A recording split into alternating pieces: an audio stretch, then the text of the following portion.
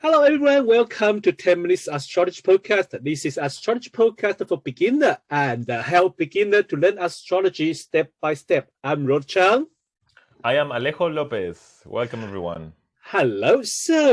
Before we start, I have a little event to announce. On the 23rd of April, we have Sue Tompkins to give us a talk at the medical astrology in the contemporary way.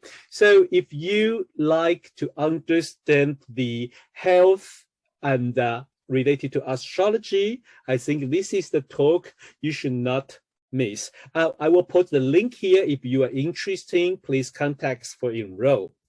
For last 2 weeks, we already talked about the personal planet Mercury, with how we communicate with each other, with Venus, the pleasure and the value we find.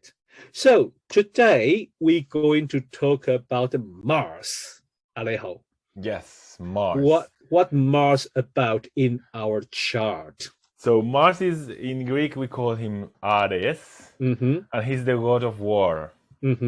So basically what happened is that, I don't know if you know that, Zeus had a terrible headache, and out of his headache they broke his head, and Athena was born, right? Okay. So Hera, which is Zeus' wife, was super jealous that Zeus actually got a daughter just by himself. So she went to this goddess called Clio, I think it was her name, or Chloris. And she's the goddess of flowers. And she went to ask her what she could do. And Chloris told her, go to this place and find the most beautiful flower and hug it, and you're going to have your son to compete with Zeus' son. What she didn't know is that Zeus converted himself into a flower. So she grabbed this flower, which was Zeus. So in the end, she could not have her child on her own, but she had it with Zeus. And she had Ares, who is the god of war. So from this story, you can already tell a lot of things what Ares might mean. First of all, there's this sense of competition. She wanted to have her son to compete with the one that Zeus had. So there's this drive in, I also want to do this. I want to achieve. I want to get this. And also, if you compare Athena with Ares, they were very different. Like Athena, actually, when they fight, Athena wins because she's more strategic. And Ares instead is more impulsive, is more direct. Now the Romans were super proud that Mars was their divine deity because they were an expanding empire. You know, it's like this idea of this strive to expand, to succeed, to achieve, to do. So basically, I think this is kind of what Ares will mean, you know, in our chart. With Venus, we know what we want, but with Ares is when we put action into getting it. We go and do what we need to do. It's about actions. We do what we want to do in order to get what we want, which is reflected in the mythology, I think. Yeah, tell me. Sorry. Yes, indeed.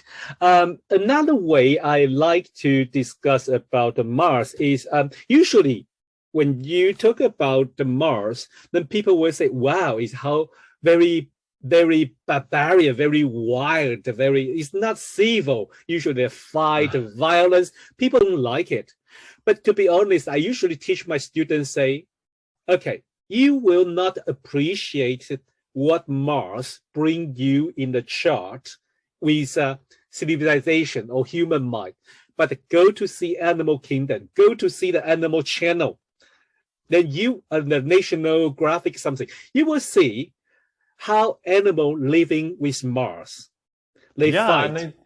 I mean, if you think about it, you know, we have all of this beautiful philosophy from the East about fighting the ego and all of that. That's this story. I don't know. Can I tell another story? I'm more time telling stories. There's this story about this snake who goes to listen to this wise teacher in India or somewhere, and he's talking about letting go of the ego.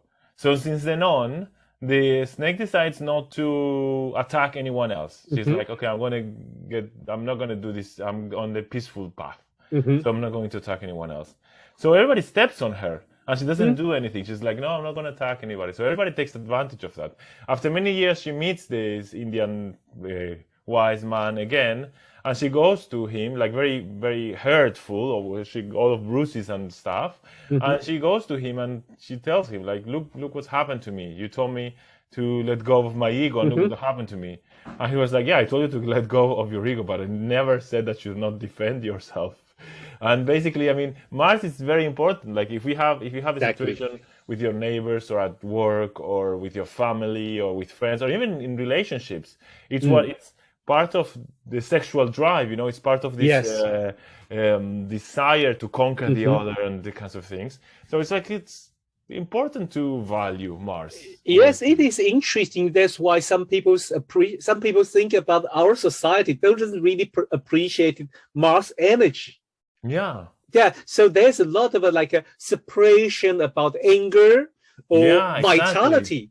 So it's kind of interesting. It's very interesting. So if we want to live fulfill ourselves, then we should not ignore Mars in our chart because it related how we protect ourselves, how we defend ourselves, how we express ourselves, how we reproduce, and how we reproduce, and also is like how we show ourselves the best way of ourselves. Then that is quite a lot of things with the Mars. So today, how are we going to do the exercise, Alejo? So today we're going to be looking at Mars in I don't know, what are we going to do? I don't know, you choose. Okay, let's think about show me your best. Okay, I'm gonna fight for my best. I would say the other day we were looking at Venus in Aries. So let's choose now a Mars in a different element. Let's choose Mars probably. Let's do Mars in Libra, which is kind of the opposite of Venus in Aries. Oh, okay. Yeah, that would be interesting. Yes. So the Mars in Libra is kind of it's going to fight. So the Libra is the weakest point of the Mars because it's well ruled by Venus. So Mars go there have to obey that kind of a nice, gentle way. But they still going to fight. So how they fight?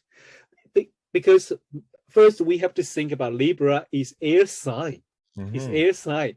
So what they focus is about communication, might, and also social networking. Yes. So they are not fight alone. They were really to group together to protect themselves and the rational mind, and to be civil too. Yes, I agree. Yes. So the way of fighting, I think it's going to be the way of defending myself or fighting. Also, it's about this Libra, this cardinal. So there's this idea of starting a relationship, starting a bond, starting to link with the other person. Yes. So I think it's going to be like asking you, okay, when you did this, how do you think I felt? When it's like instead of being direct and straightforward, it's going to be like going around making you think. In a very intellectual, abstract way. Perhaps it's going to be a bit more detached from their emotions, like more civil, more rational, more like. Yes. Let's discuss what happened here when we almost hit each other. It's like. Yeah, I think that is exactly describe how Mars in Libra going to war. It's like think about my situation and let's be rational. Let's be civil. Yeah, that is very interesting. It's not like I'm gonna kill you. No, that's not Mars Libra work. So even Mars in Libra, they still fight their war. They still fight their war. Very good. Yes. Yeah. Doesn't mean they don't fight. Usually people will think very simple. So, if planet in the place they don't like, they don't fight or they don't do anything. No, they still do it. And somehow I think I remember some astrologer like I remember Darby Costello, one astrologer I really like, and she say those planets in those detriment sign or fall sign, when they are not in their own place, best place, they have to be very, very careful. So they be very careful. Somehow they can do their best, but with a lot of pressures, I think. Yes. I think so. I agree.